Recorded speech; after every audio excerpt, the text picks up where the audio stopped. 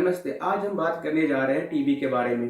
TB क्या होता है, टीबी कैसे फैलता है, टीबी का साइन और सिम्टम्स क्या होते हैं, इसका टेस्ट क्या है, इसका डायग्नोसिस क्या है, इसका ट्रीटमेंट क्या है और इसका प्रिवेंशन क्या है, सबके बारे में आज हम लोग बात करने जा रहे हैं डिटेल में इस वीडियो के माध्यम से। तो आप लोग वीडियो का अंत तक जरूर देखें। टीबी होता क्या है? टीबी जो होता है वो एक बैक्टीरिया कॉज करता है, मायोबैक्टीरियम ट्यूबरक्लोसिस। टीबी के बैक्टीरिया जो होते हैं आमतौर पर फेफड़ों पर हमला करते हैं, लेकिन ये हमारे शरीर के किसी भी पार्ट पर, जैसे कि हमारा ब्रेन, हमारा किडनी, स्पाइन, उस पर भी हमला कर सकते हैं। यदि टीबी के बैक्टीरिया जो है हमारे लंग्स पर हमला कर रहे हैं तो उसको हम लोग बोलेंगे पल्मोनरी टीबी। और यदि टीबी के बैक्टीरिया जो है लंग्स के अलावा और किसी भी बॉडी पार्ट्स को अफेक्ट कर रहे हैं तो उसको हम लोग बोलेंगे एक्स्ट्रा पल्मोनरी टीबी। और हम लोग एक और भी कंडीशन होता है डिसेमिनेटेड टीबी। डिसेमिनेटेड टीबी में क्या होता है कि टीबी के बैक्टीरिया जो होते हैं पूरे बॉडी पर अफेक्ट करते हैं, हमला करते हैं। आमतौर पर टीबी के बैक्टीरिया जो होते हैं फेफड़ों पर हमला करते हैं, लेकिन ये शरीर के किसी भी पार्ट जैसे कि स्पाइन, किडनी, ब्रेन पर हमला कर सकते हैं। यदि टीबी के बैक्टीरिया जो है हमारे फेफड़ों पर हमला कर रहे हैं तो उसको हम लोग बोलेंगे पल्मोनरी टीबी। और यदि वो किसी और पार्ट्स पर हमला कर रहे हैं तो उसको हम लोग बोलते हैं एक्स्ट्रा पल्मोनरी टीबी। और एक कंडीशन आता है डिसेमिनेटेड टीबी। डिसेमिनेटेड टीबी जो होता है उसमें टीबी के बैक्टीरिया जो होते हैं पूरे शरीर को जो होते हैं हमला करते हैं। इसके परिणाम स्वरूप टीबी से दो कंडीशन देखने को मिलता है, एक तो लेटेंट टीबी इन्फेक्शन और एक टीबी डिजीज। यदि टीबी का इलाज जो है हम लोग नहीं करें टाइम पे तो ये बहुत ही फेटल हो सकता है। टीबी के बैक्टीरिया जो होते हैं कैसे फैलते हैं? टीबी के बैक्टीरिया जो होते हैं वो हवा के माध्यम से एक व्यक्ति से दूसरे व्यक्ति में फैल सकते हैं। जब टीबी से इन्फेक्टेड पर्सन जो होते हैं खांसता है, गाता है, तो उससे क्या होता है कि जो टीबी के जो बैक्टीरिया जो होते हैं वो हवा में प्रवेश कर सकते हैं और फिर वहां से वो किसी दूसरे पर्सन में जा सकते हैं। टीबी से संबंधित कुछ मिथ्स भी है, जैसे कि क्या टीबी किसी से हाथ मिलाने पर फैलता है, किसी के साथ फूड या ड्रिंक शेयर करने से फैलता है, किसिंग से फैलता है। तो ये सब क्या है, एक मिथ है। ऐसे टीबी नहीं फैलता, टीबी बस हवा के माध्यम से ही फैलता है। जब कोई व्यक्ति टीबी के बैक्टीरिया सांस के माध्यम से लेता है तो फिर वहां से जो बैक्टीरिया जो होते हैं लंग्स में चले जाते हैं, फिर वहां से वो किसी दूसरे पार्ट्स जो होते हैं बॉडी के, जैसे कि स्पाइन, ब्रेन या किडनी में चले जाते हैं ब्लड के माध्यम से। जो लंग्स है और जो थ्रोट है, इसका जो टीबी का बीमारी जो होता है वो इन्फेक्शियस हो सकता है, संक्रामक हो सकते हैं। बाकी और दूसरे जो पार्ट्स है जैसे कि स्पाइन, किडनी और ब्रेन जनरली जो होते हैं ये इन्फेक्शियस नहीं होते। टीबी का रिस्क फैक्टर्स की बात करें तो कुछ लोगों में टीबी जो होते हैं एक सप्ताह के अंदर ही देखने को मिल सकती है, ठीक है, जिनका इम्यून सिस्टम वीक होता है। और कुछ लोगों में टीबी जो होते हैं बरसों बाद देखने को मिलते हैं, उनका जब तक इम्यून सिस्टम वीक ना हो, यानी उस टाइम उनका इम्यून सिस्टम जो होते हैं वो स्ट्रांग होते हैं और वो उस बैक्टीरिया से फाइट करते हैं। ओवरऑल बात करें तो 5 से 10% लोग ऐसे होते हैं जिनको लेटेंट टीबी इन्फेक्शन जो है उसका इलाज नहीं मिलता है, तो उनके जीवन में कभी ना कभी टीबी रोग विकसित हो सकता है। जिन लोगों की इम्यून सिस्टम वीक होती है, जैसे कि HIV इन्फेक्टेड जो पर्सन होते हैं, उनमें टीबी होने के चांसेस जो होते हैं बहुत ज़्यादा होती है एज कम्पेयर टू जिनका इम्यून सिस्टम नॉर्मल होता है। लेटेंट टीबी इन्फेक्शन और टीबी डिजीज दोनों के बारे में अभी बात करेंगे हम लोग। सबसे पहले बात करते हैं लेटेंट टीबी इन्फेक्शन क्या होता है, यानी गुप्त टीबी रोग क्या होता है। यदि टीबी के बैक्टीरिया जो है आपको बीमार किए बिना आपके शरीर में रह सकते हैं तो उस कंडीशन को हम लोग बोलेंगे लेटेंट टीबी इन्फेक्शन। अधिकांश लोग जो टीबी के बैक्टीरिया को सांस के माध्यम से लेते हैं उनका इम्यून सिस्टम जो होते हैं उस बैक्टीरिया से लड़ने में सक्षम रहते हैं। वो व्यक्ति जिनमें लेटेंट टीबी इन्फेक्शन होता है उनमें कोई सिम्टम्स नहीं देखने को मिलते हैं, वो बीमार भी नहीं पड़ते हैं और वो जो होते हैं दूसरों में टीबी जो होते हैं वो फैलाते भी नहीं है। उनमें जो होता है टीबी स्किन टेस्ट और टीबी ब्लड टेस्ट जो होता है दोनों पॉजिटिव देखने को मिलता है। इनमें जो होता है टीबी डिजीज में कन्वर्ट हो जाएगा जब उनको ट्रीटमेंट जो होता है लेटेंट का नहीं मिलेगा। तो बहुत से लोग होते हैं जिनमें गुप्त टीबी रोग जो होता है वो टीबी डिजीज में कन्वर्ट नहीं होता है। इन लोगों में क्या होता है कि बैक्टीरिया जो होते हैं वो पूरे के पूरे लाइफ टाइम इनएक्टिव रहता है और वो डिजीज कॉज नहीं करता है। लेकिन जिनका इम्यून सिस्टम वीक होता है उनमें बैक्टीरिया जो होते हैं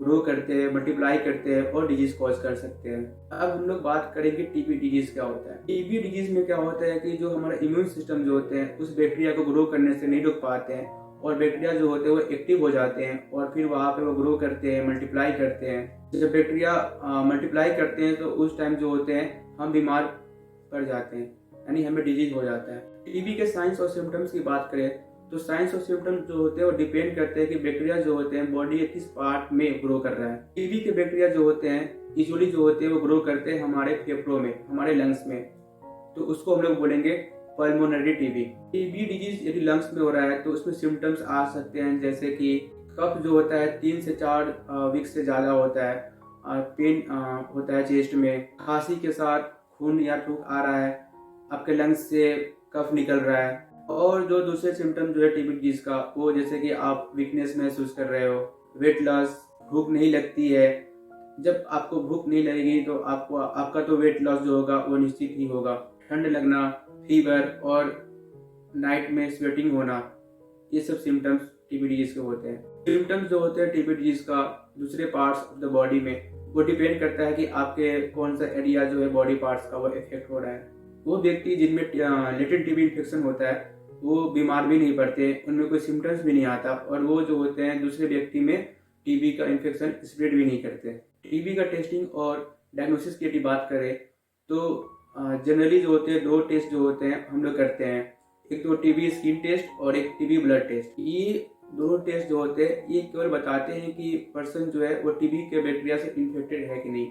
ये हमें नहीं बता पाते हैं कि जो टीबी का जो बैक्टीरिया है वो लेटेंट है या टीबी डिजीज हो रखा है। ये जो होते हैं ये नहीं बता पाते कि जो पर्सन जो है वो लेटेंट टीबी इन्फेक्शन है या उनमें टीबी डिजीज हो रखा है। दूसरी टेस्ट जैसे कि हम लोग स्प्यूटम का सैंपल ले सकते हैं, चेस्ट का एक्सरे करा सकते हैं। जो स्प्यूटम टेस्ट है यदि वो पॉजिटिव आ रहा है तो वो एक डेफिनेटिव टेस्ट है, यानी वो एक पक्का टेस्ट है कि हाँ आपको टीबी हो रखा है। टीबी का ट्रीटमेंट की यदि बात करें हम लोग तो इसका ट्रीटमेंट जो होता है, लेटेंट जो टीबी इन्फेक्शन जो पर्सन जो होते हैं उनमें 2 से 4 मंथ में वो ठीक हो जाते हैं, और जिनमें एक्टिव टीबी डिजीज होता है उनको 4, 6 या 9 महीने लग जाते हैं ठीक होने में। जो स्पेशलिस्ट जो होते हैं टीबी ट्रीटमेंट्स में वो डिसाइड करते हैं कि आपके लिए कौन सा ड्रग्स जो है वो सूटेबल है टीबी को ठीक करने के लिए। आपका जो अपॉइंटमेंट जो होता है उसको रेगुलर कर देते हैं डॉक्टर्स, ये देखने के लिए कि आपका इम्प्रूवमेंट क्या है, आपका जो दवा जो दे रहे हैं डॉक्टर्स उसका साइड इफेक्ट तो कुछ नहीं हो रहा। टीबी के जितने भी ड्रग्स जो आपको प्रिस्क्राइब किया जा रहा है डॉक्टर्स द्वारा, आप उस कोर्स को कंप्लीट करें, इसलिए क्योंकि वो बॉडी में जितने भी बैक्टीरिया टीबी को उसको मार सके और आपको न्यू ड्रग टीबी रेसिस्टेंट जो बैक्टीरिया जो होते हैं उससे वो प्रिवेंट कर सके। आपने डॉट्स का नाम सुन रखा होगा, डायरेक्टली ऑब्जर्व थेरेपी। इसमें क्या होता है कि एक जो हेल्थ वर्कर जो होते हैं वो टीबी के पेशेंट के घर पे विजिट करते हैं और वो मॉनिटर करते हैं कि क्या आप ड्रग्स जो होते हैं वो सही टाइम पर ले रहे हो या नहीं ले रहे हो। Centres for disease control and prevention जो होते हैं उनके पास प्रिंटेबल फॉर्म्स में डेटा होता है, आप उसके थ्रू मॉनिटर कर सकते हो कि आपका ड्रग्स कोई मिस तो नहीं हो रहा है। आप उसके थ्रू आप अपने डेली ड्रग्स को ट्रैक कर सकते हो। हमारे देश में आजकल मल्टी ड्रग रेसिस्टेंट टीबी जो होते हैं बहुत देखने को मिल रहा है। डॉक्टर्स जो होते हैं आपको 18 मंथ्स का कोर्स दे सकते हैं दवा का, और ये जो होते हैं आपको मल्टी ड्रग रेसिस्टेंट टीबी है कि नहीं उसके लिए एक टेस्ट आता है सीबी नेट। इससे हम लोग कंफर्म कर सकते हैं कि आपको मल्टी ड्रग रेसिस्टेंट टीबी है कि नहीं है। जो मस्ट कॉमन ड्रग्स जो यूज करते हैं टीबी डिजीज में, यदि लेटेंट टीबी इन्फेक्शन जो है तो उसके लिए हम लोग 1 या 2 टाइप्स के ड्रग्स का यूज करते हैं, उसकी जरूरत पड़ती है और वो पेशेंट जो होता है ठीक हो जाता है। जिनमें एक्टिव टीबी डिजीज है तो उनमें बहुत से ड्रग्स लेने पड़ते हैं। यूजुअली बात करें तो उसमें 4 टाइप्स के ड्रग्स जो होते हैं हम लोग देते हैं पेशेंट को, आइसोनियाजिड, रिफेम्पिन, पैराजिनामाइड और एथेम्ब्यूटोल। इसके अलावा भी ड्रग्स है जैसे कि रिफाब्यूटिन, रिफापेंटाइन। ये सब ड्रग्स जो होते हैं हम लोग प्राइमरी टीबी जो पेशेंट जो होते हैं उनमें देते हैं। यदि किसी में सेकेंडरी टीबी हो जा रहा है तो उसमें जो होते हैं हम लोग कुछ ड्रग्स ऐड कर देते हैं, उसमें हम लोग स्ट्रिप्टोमाइसिन ऐड कर सकते हैं।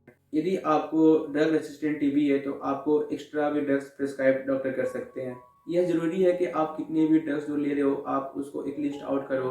आपका डाइटरी जो सप्लीमेंट्स है, आपका जो हर्बल जो रेमेडीज जो है वो आपको लिस्ट करनी चाहिए, और इस जो ट्रीटमेंट जो होता है इसके दौरान आपका यदि इम्प्रूवमेंट हो रहा है तो उसमें कुछ ड्रग्स जो होते हैं डॉक्टर जो होते हैं कम कर देते हैं। हमारे देश में एक और भी चीज़ देखने को मिलता है कि जो लेडीज़ जो होती हैं इनफर्टाइल है, वो कंसीव नहीं कर पा रही है, तो उसमें एक टीबी जो होता है वो कारण बन सकता है, और उस टीबी को हम लोग यूटेराइन टीबी बोलते हैं। तो इनफर्टिलिटी का एक कारण टीबी भी बन सकता है। टीबी का प्रिवेंशन की यदि बात करें तो हमें पता है prevention is better than cure, तो क्यों ना हम लोग प्रिवेंशन पे ध्यान दें।